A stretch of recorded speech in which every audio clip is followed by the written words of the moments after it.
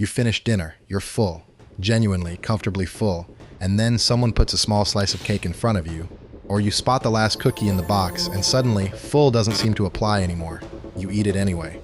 Maybe you even go looking for something else sweet afterward. But the real reason this happens is far stranger than a lack of discipline. Your brain isn't ignoring the fact that you're full. It's responding to a signal that, for most of human history, meant something very specific. And that signal has nothing to do with how hungry you are right now. Picture this. Somewhere in East Africa, tens of thousands of years ago, a person is climbing a tree. Smoke drifts upward from a small fire they've set near its base, meant to calm the bees inside a hollow trunk above. Their hands are already stinging, it's risky, it's exhausting. But inside that trunk is something almost unbelievably rare: honey. When they finally break through to it, they don't save any for later. There is no later, not in any reliable sense. They eat as much as they possibly can, right there, as fast as they can, often alongside the larvae and wax, getting every bit of calories out of this moment before the bees recover, before someone else in the group claims a share, before the opportunity simply disappears. This wasn't unusual behavior. Among groups like the Hadza in Tanzania, studied extensively by anthropologists including Frank Marlowe, honey isn't just an occasional treat. During certain seasons, it can make up a significant portion of total caloric intake, sometimes estimated at 15% or more of the diet for weeks at a time. And the effort and risk required to get it, climbing, smoke, stings, sometimes serious falls, is considered worth it every time. Why would a food be worth that kind of risk? Because of what sugar actually represented. In the natural world your ancestors lived in, something intensely sweet meant something very specific. A concentrated, fast-acting source of energy, available for an extremely limited window. Fruit ripens and then rots.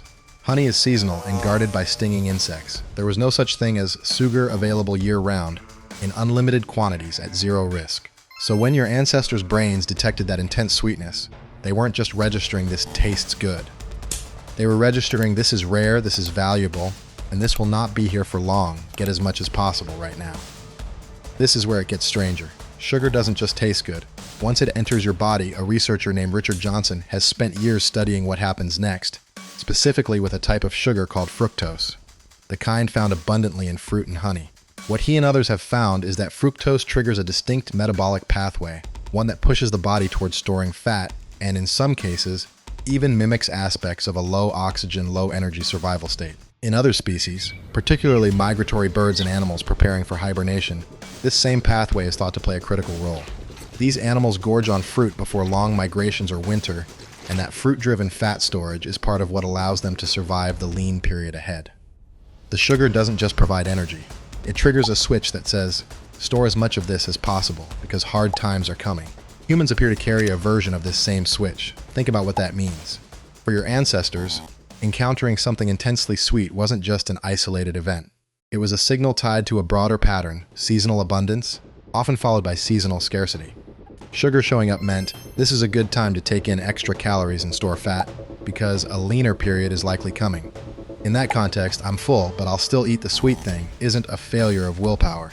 It's the system working exactly as designed. Fullness signals were calibrated around regular food, meat, tubers, vegetables. Sugar bypassed those signals on purpose because sugar wasn't regular food.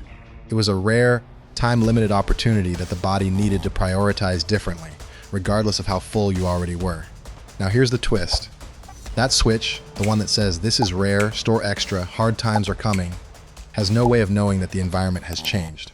In the modern world, sugar isn't seasonal, it isn't rare, it isn't guarded by bees or limited to a few weeks a year. It's in drinks, snacks, sauces, bread, things that don't even taste sweet on their own. It's available constantly, in quantities that would have been almost unimaginable to your ancestors.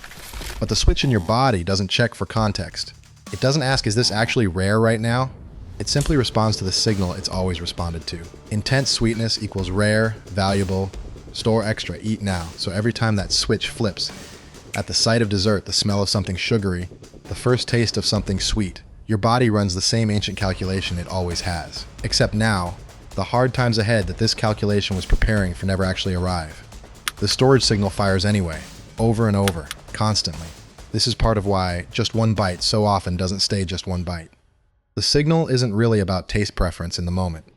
It's an ancient opportunity detection system, firing exactly as intended, in a world where the opportunity it's designed to detect is no longer rare at all. Think back to that person climbing the tree, hands stinging, smoke curling upward, eating as fast as they can before the moment is gone. Their body wasn't wrong to prioritize that moment. In their world, hesitation could mean losing the opportunity entirely. Your body is still running that same program. Every piece of candy, every sugary drink, every dessert after a full meal triggers the same ancient response. This is valuable, this is limited, take it now. Except it isn't limited anymore. The bees never run out. The tree is always full. And the switch that once helped your ancestors survive a feast-and-famine world keeps flipping, again and again, in a world that no longer has the famine half of that equation.